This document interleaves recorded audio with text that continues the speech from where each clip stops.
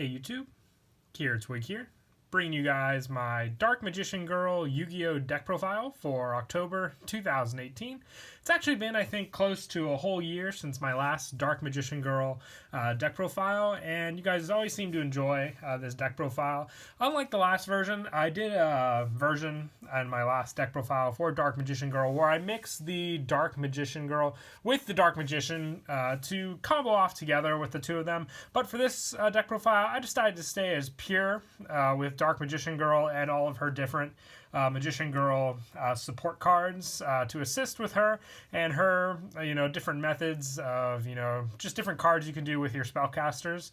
It's a very fun deck, and there are a couple things that I would put in, including Eye of Timaeus and Dark Magic Veil, which we'll get to those parts in the video on what I would take out for those cards in the deck. I just didn't have them to add into the deck profile. But other than that, let's go ahead and get started with the deck profile. And sadly, I only had my one favorite, Dark Magician Girl, which is the one from the Duelist Pack Yugi. Kicking myself, I didn't want to proxy Dark Magician Girl. That seems kind of like sacrilege or a sin, obviously, to do so, to make a proxy of the Dark Magician Girl. But I got my two Dark Magician proxies in here. But to start off the deck profile, 3 Dark Magician Girl. She is the main monster of the deck, so you definitely need 3 of her. You don't benefit from the attack bonus for having Dark Magician or Magician of Black Chaos in this deck, but you need her for some of your other plays, which comes in handy, just getting her and her other food-based Magician Girls out on the field. Very helpful otherwise with it. So 3 of her for sure. And I also run 3 Chocolate Magician Girl, probably the next best Magician Girl with the deck overall, aside from the main Dark Magician Girl, obviously. With this one, once per turn, you can discard 1 spellcaster type monster to draw 1 card, and once per turn, if this card is targeted for an attack, you can target 1 spellcaster type monster in your graveyard except Chocolate Magician Girl, special summon it, then change the attack target to it, and if you do, the attacking monster's attack become half its current attack. So she's great setup, which is why I run 3 of her for sure, just with the fact that she is able to special summon very easily. You can send Magician Girls to the graveyard for that draw power as well to grab maybe some other spell cards or traps that help out as well. So a definite 3 of in the deck for sure. I also run 3 Apple Magician Girl with this one. Once per turn, if this card is targeted for an attack, you can special summon 1 level 5 or lower spellcaster type monster from your hand, then change the attack target to it. And if you do, the attacking monster's attack become half its current attack. And if this card is destroyed by battle or card effect, you can target up to 3 other Magician Girl monsters with different names in your graveyard and add them to your hand. So 3 just because she's great recycling power. She has, I would say, the second best special summoning option aside from Chocolate Magician Girl for just summoning out Magician Girl monsters to the field. So that's why she's a definite 3 of in the deck. So very, very helpful with those plays as well. And I also run 3 Berry Magician Girl. With this one, if this card is normal summon, you can add 1 Magician Girl monster from your deck to your hand. Once per turn during either player's turn, when your opponent activates a card or effect that targets this card or targets this card for an attack, you can change this card's battle position. If you do, special summon 1 Magician Girl monster from your deck except Berry Magician Girl. So once again, very good setup. All the Magician Girls, in case you didn't catch on already, basically go off of special summoning from different places. So you have Chocolate Magician Girl from the graveyard, Apple from the hand, and Berry from the deck. So definite 3 ofs for all of them, just for that easy special summon tactic that you can go off of with one another. And then also with Berry Magician Girl, I like to sometimes go for the double summon play. If you have just that extra summon to go off of, since she adds Magician Girl from your deck to your hand, it's just that one more press play that you can go for sure.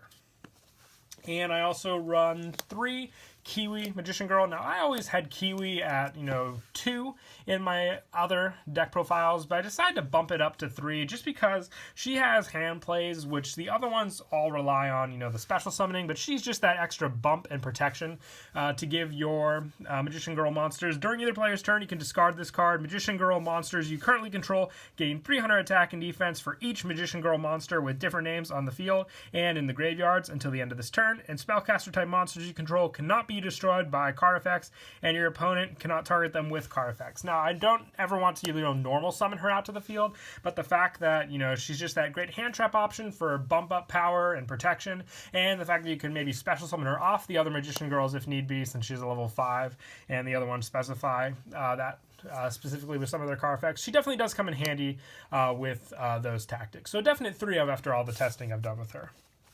And then the only 2 of that I run in the deck is Lemon Magician Girl, only running 2 of her. Once per turn, you can tribute 1 Magician Girl monster, except Lemon Magician Girl, to add 1 Spellcaster type monster from your deck to your hand. And once per turn, if this card is targeted for an attack, you can special summon 1 Spellcaster type monster from your hand, but its effects are negated, then change the attack target to it. And if you do, the attack monster's attack becomes half. So she's good. She basically plays off that special summon tactic again. The only reason I run 2 of her is because the tribute tactic comes in handy when you're grabbing some other stuff, but the other Magician Girls just seem to have a little better setup, in my opinion. If her attack was a little higher compared to some of the other ones as well, like Apple or Chocolate, I probably would have kept her at 3, but for now, just 2. If you want to mix and match, maybe if you did want to run her at 3, you could try taking Kiwi down to 2 and putting 3 of her, but I am a big fan of Kiwi at 3 in the deck. And the only non-Magician Girl spellcaster I run is 2 Summoner Monk. I think this has remained a staple throughout my Magician Girl deck profiles, just because it helps so much with the special summon. I can get Chocolate Magician Girl out on the field and then go off her play there, and then just have additional options for Link Summon or overlaying those 2 as well, depending on what I go for with the Summoner Monk. And I also run...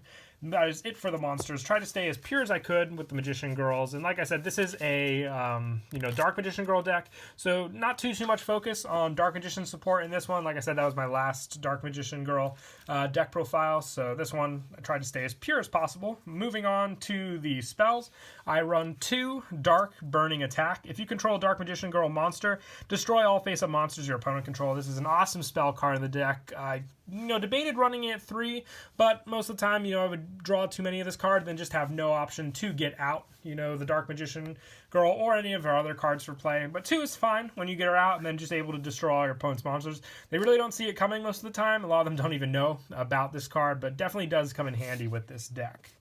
I also run 2 Secret Village of the Spellcasters and 1 Terraforming. This card, once again, with all the Spellcasters you're running, this just, stopping your opponent's spell plays is definitely, very powerful thing to lock down, since spells are pretty relevant now in a lot of decks. So having this field spell option definitely does come in handy.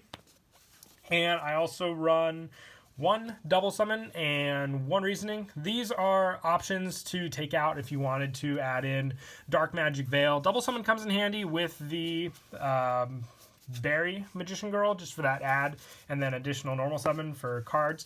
But like I said, Dark Magic Veil definitely does help more, just because with Reasoning you're going off of the different levels that your Magician Girl monsters have, obviously, and Double Summon just going off of, if you can get 1 more Magician on the field, it'll definitely help you. But Dark Magic Veil just gets Dark Magician Girl out on the field much faster. So if you have the Dark Magic Veils, you could take those out if you didn't want to run these 2 cards in the deck.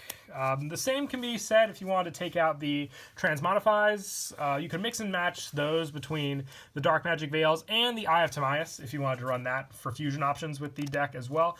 But it's all player preference there, depending on what mix and match combos you wanted to do with this. Or if you didn't want to run, Timaeus, you could take these out for the Dark Magic Veils, leaving in the Reasonings and the Double Summon. It's all up to you, really. But Transmodify with all the different level Magician Girls you have, I definitely do like it in the deck. When you need one or the other, this definitely does come in handy. And then I also run 1 Soul Charge, just easy special summon of all the Magician Girls when you want to reuse them for effects. And 1 Monster Reborn, just for other options for special summoning. It definitely does help now with this deck for sure. I don't think we had it since the last deck profile, so definitely a great addition to the deck for sure.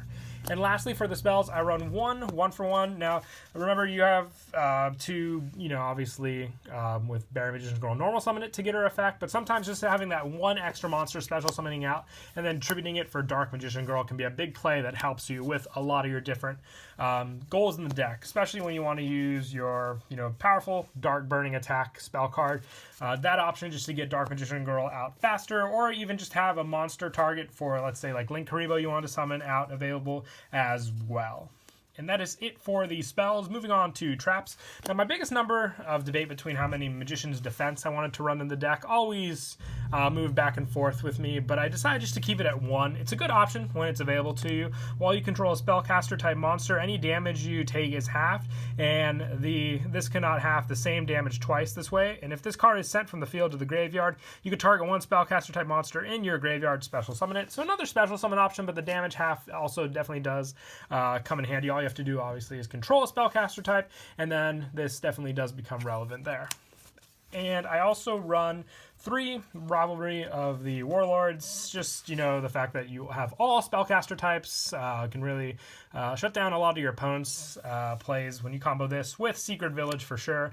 And the fact that most of the time you'll just stick to the spellcasters for your plays, and then just your opponent can't do much else if they are running a deck that requires a bunch of different monsters for sure.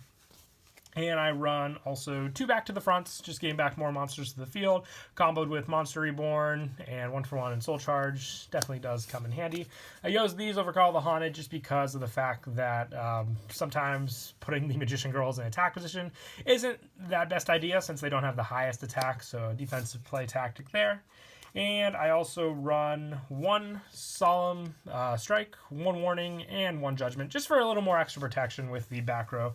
Comboed with your other traps, just to mix them in, definitely does come in handy. And that is it for the main deck. We'll now move on to the extra. I run 1 Akashic Magician just because you just need monsters with the same type for this one, so the bounce effect with this definitely does come in handy. Same with Clara and Rushka for your set plays for those additional summons. 1 Landfornicus for the easy link plays if you need them.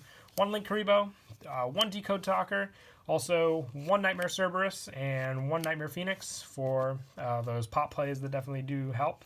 1 Underclock Taker, and then for the bigger link, I have Saryuja in here. The draw power is nice, but if you want like a more offensive link monster that's a link for, you could play Boral Sword or Boraload if you have the card and you don't have Saryuja. That it can always be substituted in.